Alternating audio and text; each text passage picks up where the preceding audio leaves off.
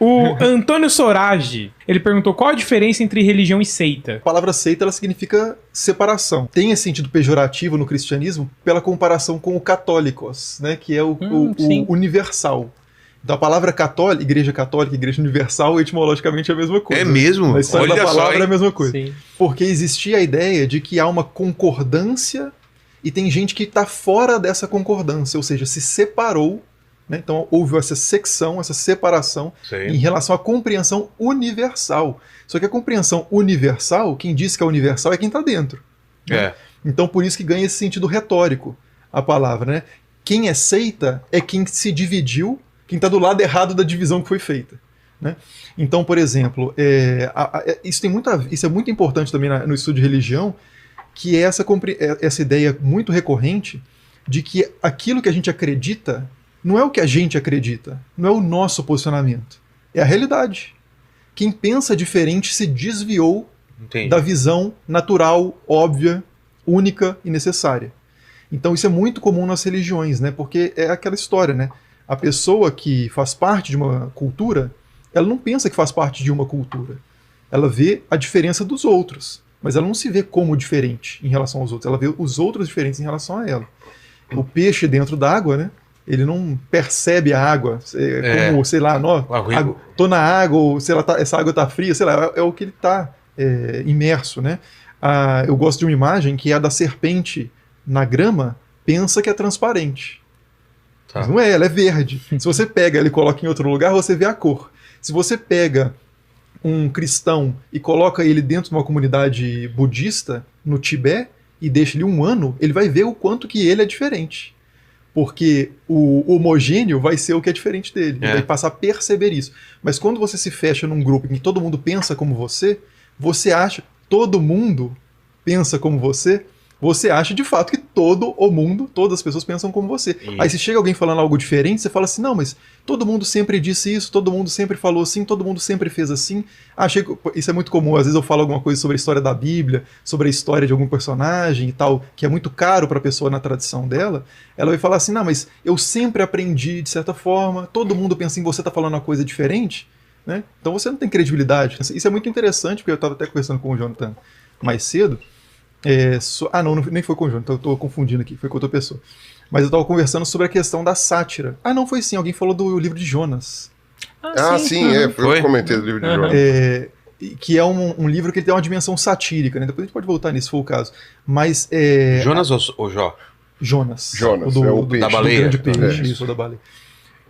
O que é uma sátira? É você pegar algo que é familiar e mostrar o quanto que aquilo é estranho.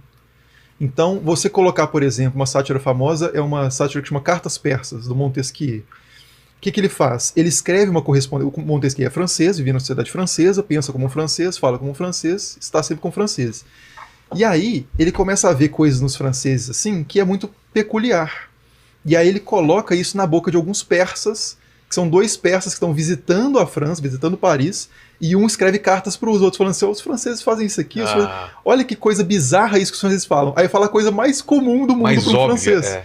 Então, assim, esse exercício da sátira, né, ele é muito importante para revelar assim, o quanto que a gente não percebe o quão estranhos nós somos. Essa ideia da religião, às vezes, de achar natural e normal uma prática sua como se todo mundo acreditasse naquilo, é o que mais afasta as pessoas, né?